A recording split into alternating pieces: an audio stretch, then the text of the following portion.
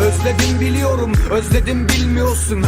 Göz görür, kalp duyarsan yalan söylüyorsun. Maziyi çekmecende saklıyorsan apaçık, gaziye bu savaşta öl diyorsun.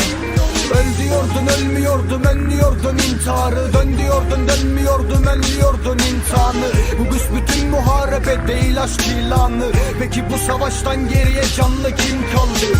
İki avuç sevgiydi bütün aşkım, imanım. Belli ki enkazlara yenik düştü dimağım. Karlı yolum, harlıyorum viranım. Mutluluğun silahıyım ben, kederin tillahı. Sen bir ihmal sonucu söylediğim yalansın. Haliyle söylediğim kadarsın. Sen bu kalbin adası, nedeni karanlık cihanısın. Sen Rabbimin bana lütfuydun, artık imtihanısın. Kaygılarım vuruyor pencereme, sence neden? Bence hemen defolup git, uyanmadan sokaklar. Bence bu gece uzaklaş bu diyardan, git. Çünkü eskiciler geçmiyor bu sokaktan. Kaygılarım vuruyor pencereme, sence neden? Bence hemen defolup git, uyanmadan sokaklar. Bence bu gece uzaklaş bu diyardan, git. Çünkü eskiciler geçmiyor bu sokaktan. Hemen defolup git, uyanmadan sokaklar. Bence bu gece uzaklaş bu diyardan, git. Çünkü eskiciler geçmiyor bu sokaktan. Ne garip bir duygusun sen, ne tuhafsın. Artık ne bedduamsın, ne duamsın. Ne narin bir çizgisin sen, ne duvarsın.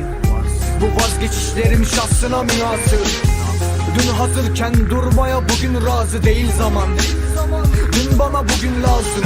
Dün bugünkü aklım olsaydı pişman olmazdım. Dündekiler bana bugün lazım.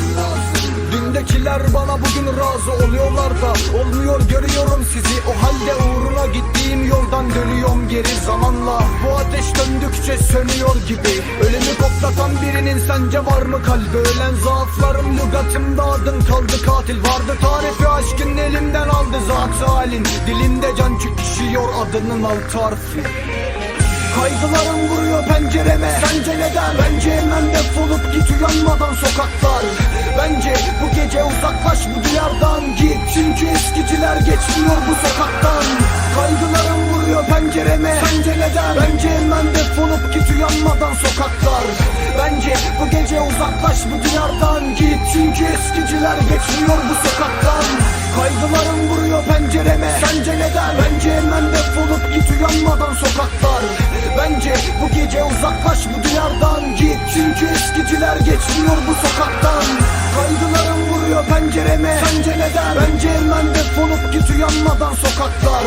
Bence bu gece uzaklaş bu diyardan, git. Çünkü eskiciler geçmiyor bu sokaktan.